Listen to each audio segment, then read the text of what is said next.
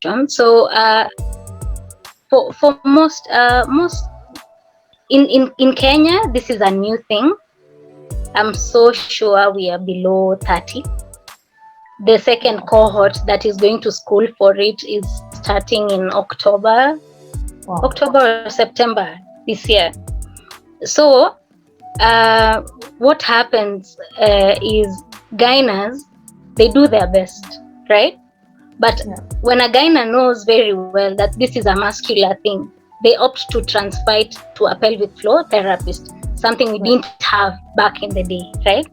So nowadays, what we do, because my job still involves assessment and we still assess and we still treat. And then we, of course, through assessment, you educate your patient. Well, in that manner, you can come straight to me. There are women who've come straight to me. There are ladies who have been referred by gyners. There are ladies who have been referred by other patients I have seen before. So I think it's word that hasn't gotten out there that there are people who specialize in this field, and some matters, like you see, like incontinence, it's not shameful. It's just that it's something that when you bring onto the table of maybe a family, on a family plate, for example, people will brush you off by saying it's wrong, it's not something you should share with people.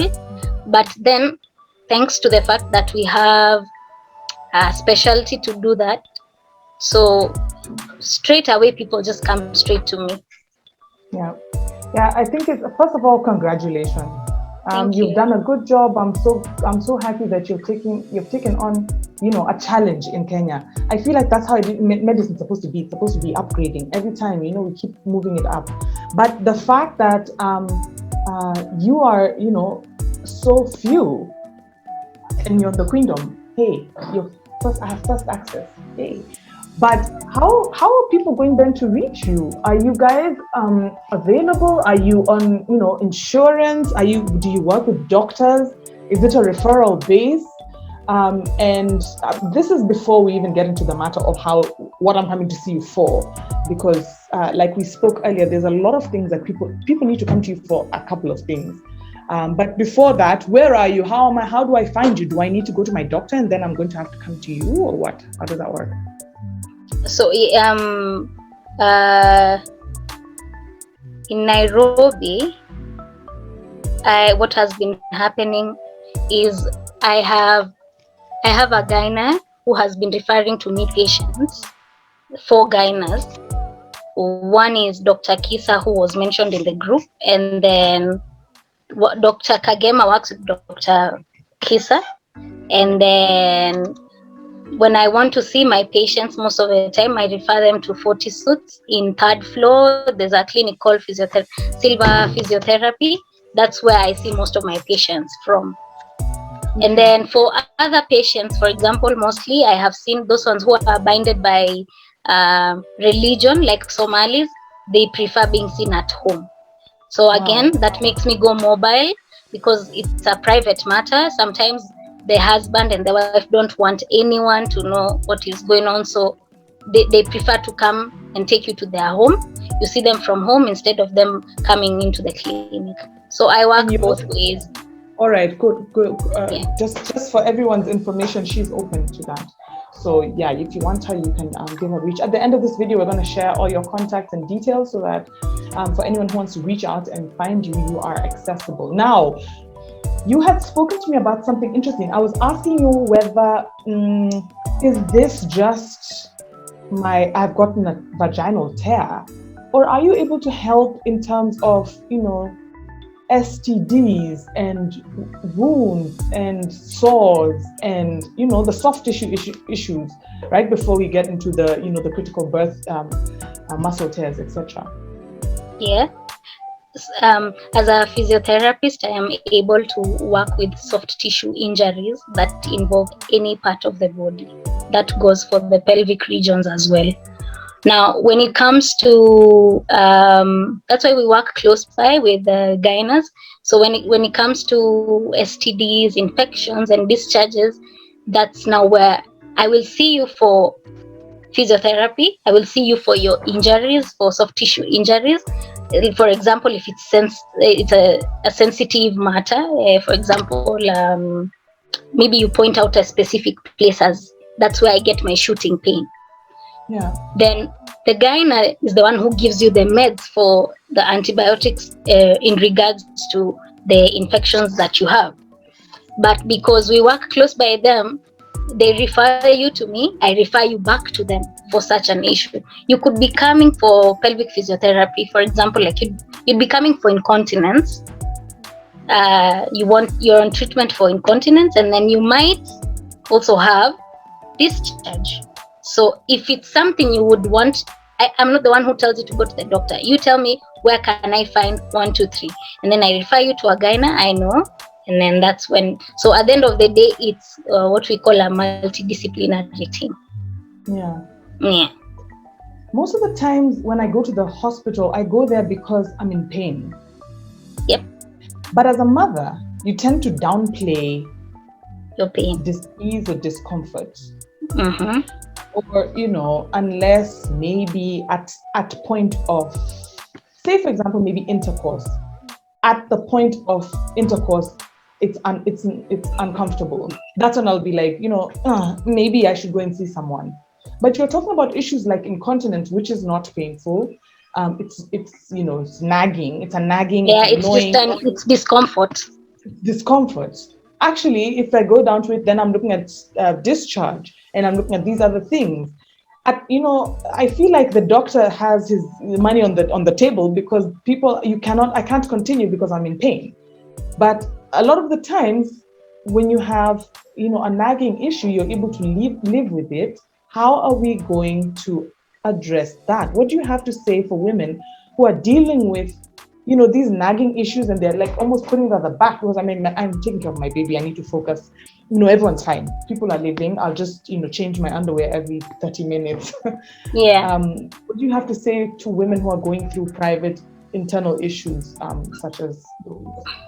Okay, so because we are circled around the pelvic floor matters today, when you don't address a problem of your pelvic, and I'm assuming because we're talking to mostly mothers, or ladies, any lady or any mom, so, and men as well.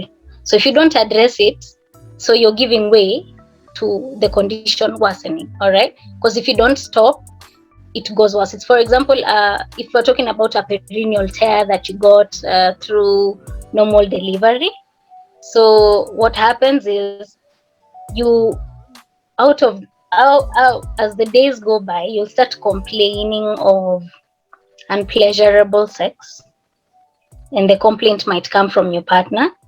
And then when that's done, it could even, these are things that lead to the breakage of marriages. So thanks to the fact that there are gynas who are woke enough to know that there are physical therapists around who treat pelvic stuff, it's good for you. It's shameful, fine. But if it's treated, why would you term it as shameful? It is something that it's like taking antibiotics. It's for 5 days, yeah? So for the same thing, you plan to have children, you want to have 2 children, you want to have 3 children. You're on your first child. You have a pelvic problem. Get it addressed before the harm goes further and further. And these are things that damage women's confidence and self-esteem. So it's good. I would advise any woman that. Sorry. No worries, I still see you. Okay. Have you lost me? Can you hear me? No. Yes, I can. All right. Sorry. So I'm saying, as I would advise anyone who has issues like incontinence, sexual pain, anything that is new to the normal that you've been having, it's worth being checked. It's worth being assessed. Get it treated, because you see, things like prolapses, that's how they start. Things like cancer, that's how they start. So it's something you say, itaisha too. Then before you know it, it's on to a bigger matter. And then maybe it would have affected only one organ. Then when you let go of it, it goes to other organs. So you come and treat a lot of many things. It's damaged your bills, it's damaged your finances. It just touches on so many things that could have been avoided in the first place. Yeah, I just want to highlight at this point, ladies, that Terry is so, we've had a conversation in the afternoon as I shared, and she's so passionate about it that we're trying to see how we can aid, with the digital era coming in, and, because of distance and, the whole COVID thing, we want to see if we can bring you to her through her phone and do almost online and e-consultations. So be on the lookout for that, because I feel like that, Terry, is such a big, it's such a big jump into the medical world. The truth is, a lot of the times people are out of money, especially after the baby. Gosh, childbirth is just so expensive. And then after that, like, you're like, I have another issue. How much is it going to cost me? And then you're being told physiotherapy and yet this is something that you're going to deal with for time and time again. So I just want to be a part of, closing that gap of misinformation and allowing you to access women so that we are able to be the best version of ourselves, even if it means, reaching out to you through phone in an affordable manner, so that we don't have to go through the long run and look for this whole, process, etc. Now, let's get into the juice. We are here to talk about postpartum sex. Usually after postpartum, you don't even want to put the word postpartum and sex together. Aish, it's just like, I need 3 years, 6 years break. But I want you to speak to both genders. I want you to speak to the man and the woman about how to handle postpartum sex. I realized the reason why the men are welcome is because we talk to the women a lot about sex, which is so silly. Like, sex is a partnership between men and women. So how can you leave out the men on a conversation that involves them? That involves them. So I invited them over, and when we upload this document, I think they're gonna have to just jump in and get wet with all the information. But talk to both genders, on the men's side and the female side, about postpartum sex. Okay, so the first thing I can tell guys is, men, you need to be patient. You need to practice patience. And after delivery, the woman's body the pelvic has gone through a lot, and the pelvic involves the abdomen. It involves her back. It involves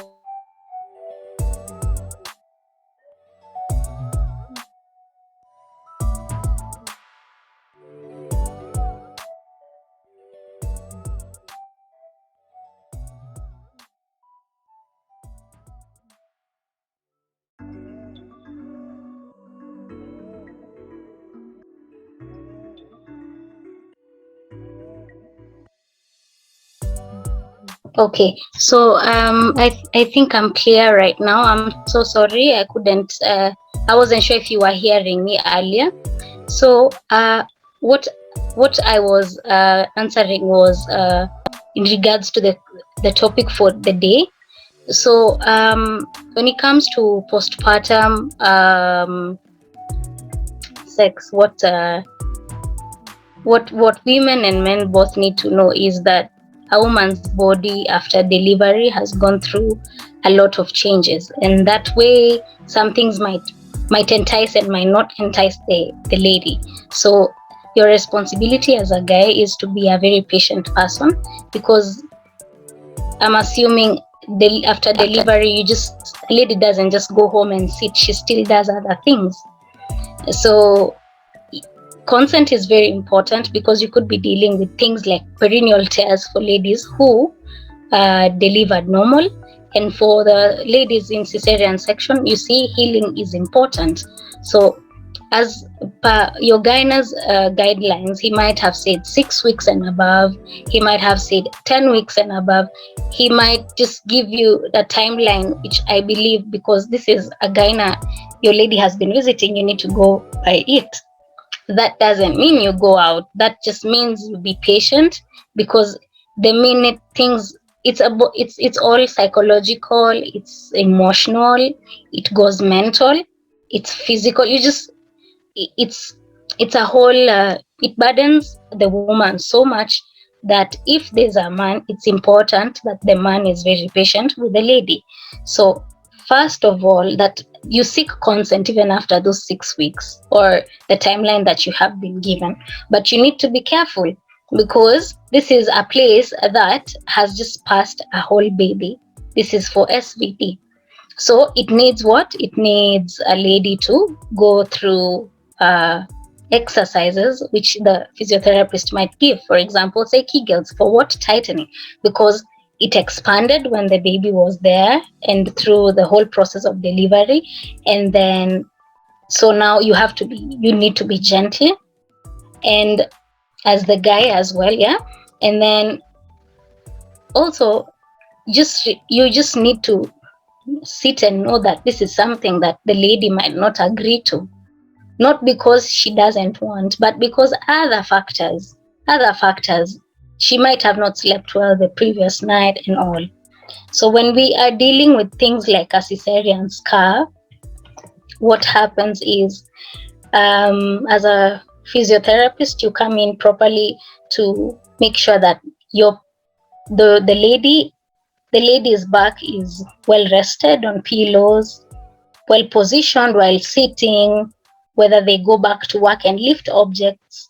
Those are things that contribute to the lady saying, I do not want to engage anymore because it's my back. But it leads to, I don't want to engage in coitus. And you see, now you might not understand. You might be like, it's you who doesn't want, when in actual sense it's the overwhelming whole thing of improper ways of carrying stuff like handbags, lifting objects in the house and stuff like that. So you need to look into things like the ladies who have complications after delivery. All right. For example, you could have a prolapse. So prolapse is where there's some mass that will be seen of just below the vagina. So you might be uncomfortable as a man and say, there's something I am feeling. But that's why there's usually, after delivery, there's usually a checkup with your gyna. First of all, it's to talk about, after breastfeeding for some time, your doctor will say, let's talk family planning.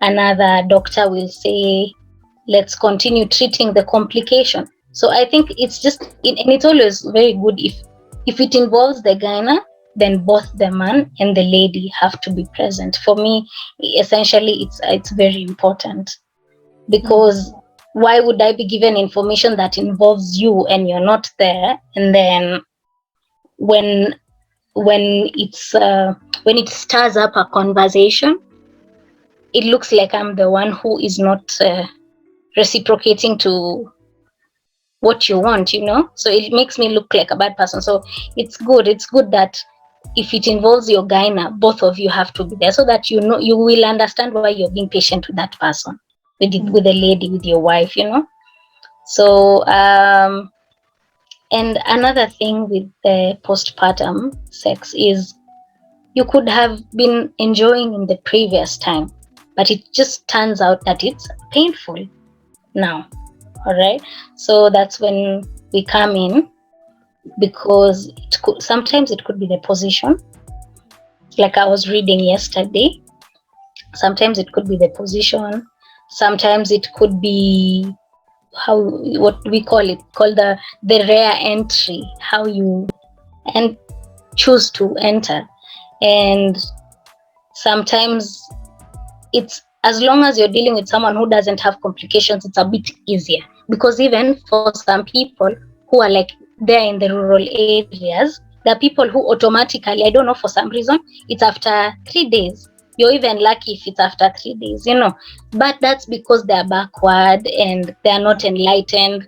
So they put themselves into that pain, and then they start saying, it's normal, nimezoea, ilikuanga hivyo, you cannot have sexual pain and say nimezoea. It should never be like that. That's what we discourage. Pain is not a normal thing. You cannot live to say I feel pain but nimezoea, inakuanga hivyo. Yeah. What else would you want me to touch on, Kezi? Sorry. You've really highlighted a lot of yeah. I love the world the way it is now, because the truth is we are not fighting each other anymore as sexes. We need to come together. There's no way we're driving in a car, but only one person is interested. The other person is busy, and yet it's the male. I want to apologize on behalf of the whole globe that childbirth is really pushed. It's pushed the man away. It's like a woman's thing. Yet the truth is, we made this baby together. We need to go through the process together, because the truth is, for me, without my husband, I would have been down and out. And we need that support, and the support is the man. There was a time I was asking, when a female has issues to do with her body and the reproductive system, she goes to the gynecologist. Where does the guy go? And someone told me to the gynecologist. Yes. We have this illusion that a gynecologist is for the ladies. For women. I don't know where he goes. He goes to the GP, But the truth is, we need to be present, the both of us, in the same room at the same time, to understand what happens. And here's another truth. When men understand something, they're so much better at when they don't understand what's going on. When they understand the concept and they grasp it, then they're able to be like, no, rest. Most men are usually like, nah, we get the point. If it was me, I would be, So I just appreciate that we're bringing in the men in this conversation. And we want to encourage the men to be the support that the ladies need. The body takes a real beating. In fact, I think every woman who goes through childbirth always discusses a perineal tear. And then once that perineal tear happens, now it's the female's issue, So I just appreciate that. I wanted you to talk to the ladies about the same, but let me just quickly go into a question right here. Sorry, my phone is tilted, so I'm going to put my head, but it says, can the coital sex still be present after 3 months of delivery if there are no underlying complications? How does one treat or resolve the pain? Can the coital sex still be present after 3 months of delivery? And if there are no underlying complications, how does one... Sorry, so you say coital sex pain. So can the pain still be present after 3 months of delivery? And if there are no underlying complications, how does one treat or resolve that pain? So this person is kind of sharing that after 3 months of delivering the baby, can there still be pain? What do you want to say? Okay. This is so yes, it's the baby. She's still complaining of pain. All right. Is it okay? So in short, I'd say you need to come and see me. And let me put it in another word, in that that pain could have, you see, I need to understand the trend of your pain. Is this pain that you've had consistently throughout the whole 3 months? Like there's no day you've had a breath with no pain? Is this pain coming at a specific time, or when you do a specific thing, you see? Or when you're in a certain position, you see? So those are dimensions that you look at your pain, and then I would be able to help from there. Otherwise, it's very normal. Even the women who, after 15 years of having their first or the second child, they still complain of pain. But it's not like they've been having that pain for 15 years. No, they have the pain now. Wow. 15 years is a big time. Gosh. Yeah. Pain is pain. If it's there, it needs to be sorted out. Yes. Don't assume it. Don't say, I'm in pain, but it's not there. Or this is 3 months and I'm still in pain, so it shouldn't be there. So now it's not there in my head. If it's present, it needs to be sorted out. If by 3 months you are still feeling pain, or the person is still feeling pain, then they need to go and get checked. probably the first thing you would want to do is reach out to the physio. Actually, you'd reach out to Terry because she is in the field of, otherwise if you go back to the gynae, then it's a long process. You'd rather go direct to, that you're having pain in your perineum or in your floor, what am I saying? Your floor. All right. I also do want to highlight that they say 6 weeks post baby, you are ready. But I don't know whether that could, that's like a physical thing. Like you could have post trauma in your mind, yet you're physically okay. So I think that readiness is maybe a gauge. It's a rough gauge. It's not fact that, okay, now we are at 6 weeks, now you are fine. Otherwise you start stressing yourself. You can go 8 weeks, you can go 10 weeks, you can go even longer. You can also go shorter.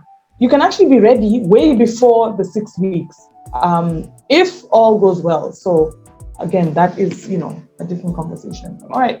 I hope we answered some question there. And if you need Terry's contact, we're going to share at the end of the screen. I'm going to tilt my head again because there's another question. All right.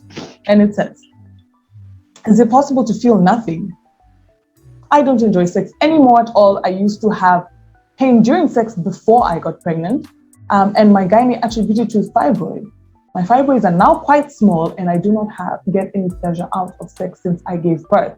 It's actually a real struggle for me because I have relatively healthy libido, but sex is just meh. That is a huge question because I told you women deal with a lot of these things. Terry, I don't know, I told you I get questions every day without fail from a queen saying, sex. So what do you think about that question? Is it possible that you just don't feel anything? Could you have lost the muscle tone? Could you have lost it altogether? Yeah, so just like you said, the readiness is very important. That's another topic for another day, by the way. That's correct, Terry. That's a very hot topic for another day. The readiness it's so important. It's something people avoid. It's a topic people never want to talk about. Yeah. You try to run away from it, but then if she says she does not enjoy at all, then you see, that's now again where I would like to say you have to come and see me, because that looks like that's a muscular thing from the look of thing. Because you see, pleasure is different from pain, right? She said she doesn't enjoy, it's not pleasurable to her. So if it's not pleasurable, it means that's something to do with the muscle. But if she said she has pain when she does 1, 2, 3, then we would be able to know. I told you that everything it's mental, it's psychological, it's emotional, it's a whole. It just brings a lot of aspects. So that's a bit broad to answer, but I really understand her. I'm glad you said that you'd share my contacts at the end of it all, so she could get my contacts, and then we could talk further and be able to know what exactly she's going through. Definitely. I feel like, there's a bigger conversation in what you're saying. We need to have it at another time in terms of readiness, because woman's mind before and after baby are two different things. Two different. This is why I was complaining. If you're not talking if you're not empowering the man, and we're doing one-sided empowerment, it's going to be a mess, because the person who's going to get you ready is the man. It's not you. You're not going to go to the kitchen and you're going to be like, okay, today, it won't work that way. It's a state of mind. And if your baby is not well or is crying through the day, your breast milk is down, you're not comfortable, the baby didn't sleep the day before, you have fatigue, it's going to be a long conversation. So, we'll take that on another topic. But for today and for postpartum, Terry, I think you've really touched on postpartum sex. I zoned, my computer died, and I didn't know whether you jumped into her giving the female those 3 tips or 5 tips that she needs to know after she has a baby, in terms of, drink more water, dryness, and the quick tips that you have just to help a mom go through enjoyable period of postpartum and postpartum sex. All right. Yes. So first of all is that she needs all the support she can get. In that, once she's very comfortable, once she's in a very loved environment, in a highly supported environment, then other things just come naturally, like happiness. Preparation is very important for the men who are here, and even for the ladies who are here. That way, the lady is not. It's not you're not going to deal with a matter of dryness. Sometimes dryness is a matter that is just, it's a mindset, it's in the head. It's that I've had a long day, I'm tired, and stuff like that. Sometimes it could be stuff to do with the hormonal imbalance. Don't forget, ladies are on family planning. Those are things to look into. Yeah, as long as there's consent, as long as there's support, I think everything is good to go. Drink your water, take what's it called, ladies drink some type of juice. I've seen them drink. That's okay. If you can avoid all chemical stuff, like things that have perfume, it would go well for you, so that after lochia is out, you don't get a lot of discharge. So, and be close to your gyna. If there's anything that is new to you and to your body, it's highly advised that you just go to a doctor. You should not always have to say that's a normal thing. It's very important for you to go to see your gyna. Yeah, that's perfect. Mm-hmm. Wow, that was a nice topic. I feel, Terry, that we need you back. I feel like we need to come and flesh out a couple of topics. We need to go through the nitty-gritties of how this works. Just before we close, I'm getting a question here that is saying, kindly expound on what you mean by consent. You've mentioned it repeatedly. Consent is permission, right? Yep. Can you hear me? Yes. Yes, consent is permission. As long as you get the consent to proceed, you're good to go. Is it clear? Does it get clearer than that? Would you want to add on it? Gosh, it's the generation we're living in, but consent is permission. And you need to get a clear yes. And it doesn't matter if you're married or you're not married, or you've paid dowry or you've not paid dowry. You need to get consent. Yeah, getting consent means asking the other person, are you willing to have sex with me? And the other person says, yes, I am. And they are willingly do that. Is foreplay part of consent? These are the questions we need. Who is this person? You're welcome back to this channel. Because these are the questions we want to flesh these questions out. These are lovely questions. Thank you so much for asking. Is foreplay a part of consent? No. Foreplay is not part of consent. Consent is... But that's good. That's a good topic. Question, though. Yes, because like we say, some of these conversations are, if she's drunk and she was kissing me, is that consent? No, it's not consent. No. Consent is, do you want to have sex with me? And she says yes, or he says yes. If you've not gotten that go ahead, it's not consent. So work on the consent. And I just find that we drill it too hard. Make it fun. Start in the morning. Text her, you're very beautiful. By the time it's evening, you've gotten your consent, but it's work. You don't just sit there and, try and do the thing. It doesn't work that way. But you are welcome back to this chat. In fact, when Terry's coming back, I want to see this same group because the conversation is really nice. And I'm enjoying that consent conversation. And you know what? They say that a guy is like a gas burner. I don't know if you ever heard that. But a woman is like a hot plate. The gas burner, to go on, it just, you just need to light it and it's on. It's like, poof. But for the female, it needs you need to heat, it needs a slow heating process. You need to talk to her, you need to understand that she's okay. you need to make sure that she's not in pain. It's a slow but deep process, because turning off the gas is also, but turning on off the hot plate takes a while. So I just encourage us to, to take it slow, and make it beautiful. Terry, any last word before you have you next time on this platform? I've shared Terry's contact on the group. Please note that when we bring professionals here, it's because I'm trying to access them to us. I'm trying to make us aware of these specific fields. But I do want to remind us that these are businesses. She's working, it's work. It's not a volunteer service, it's actually work that she's getting done.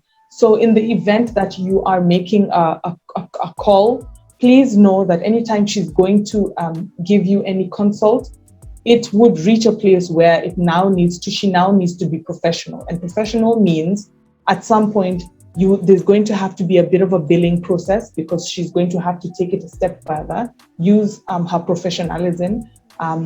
And it's not just Terry. Anyone who's on the platform is actually throwing themselves out for availability to reach out to them. However, we shouldn't take advantage of the medical team in Kenya. They are working way harder than they should. Terry is one of 30 people, 30 in a group of 46. How many million Kenyans are there? I've just displayed my... But I'm ranting because, I feel that we're passionate about doctors and wanting to do the right thing, but when it's time for us to reach out, we are unable to do our part. So Terry, I've shared your contact, but I do want to make people aware that you are working. It's not, a free call for service where you call up and, you just haphazardly give information. And I feel like if you need to see her.